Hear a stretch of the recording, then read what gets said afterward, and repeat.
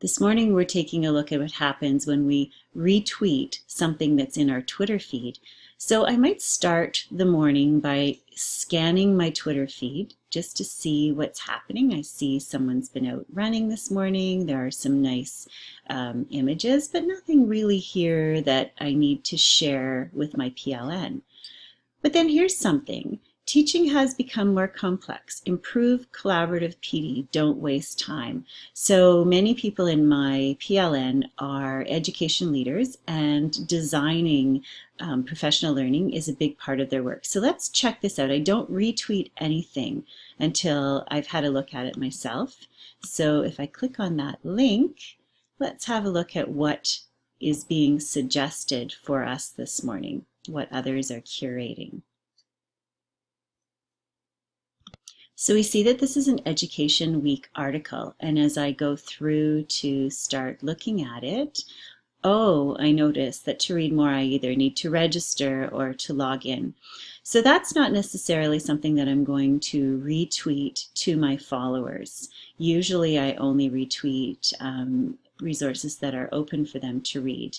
So let's look further and see. Now here's an interesting one. 4 great Google Docs add-ons to help students with their writing. So let's check this one out. And I see that it's educational technology and mobile learning. I'm very familiar with this site, and I really like the work that they do in suggesting mobile apps for students and teachers. So when I look at it, I notice that there are Google Doc add-ons that have some curation value to it, so it explains what they're for. So it's not just, hey, use this, but it tells us what they're for. So I do have people in my PLN that work with students and student writing, and that's a real focus of their work. So I think this might be valuable to retweet. So when I choose the retweet option, it allows me to add some value to this particular piece. So I might want to add something like curated resources for teachers of writing. So that's what's in there. And I noticed that in the original tweet, some of the hashtags that I use often aren't there. So I would like teachers in Ontario to see that, so I'll use the ONTED hashtag. It might also be useful for ONTED leaders, so school and system leaders, to see some of the value in some of the Google add-ons. And I also know that my friend Julie Balin is really interested in student writing. It's a big focus of her work, so I'm going to tag her in that one as well. And now I'll tweak that, which means I'm actually retweeting it out to my followers.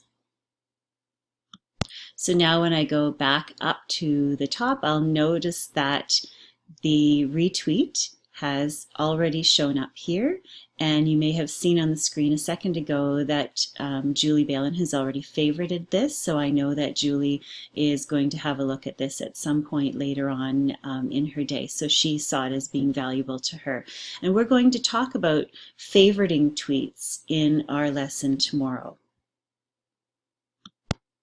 Now if I go up to my own notifications, I'll be able to see that indeed here is the notification that Julie Balin favorited the retweet that I sent out to her this morning. So you can see how carefully choosing resources and very carefully and judiciously tagging them for people who might actually find them quite valuable is a way that you can participate in your PLN to help others find the resources that they need to move their learning forward. And I hope that you'll take some time to think about the kinds of resources that show up in your feed that you might want to retweet to the rest of your professional learning network.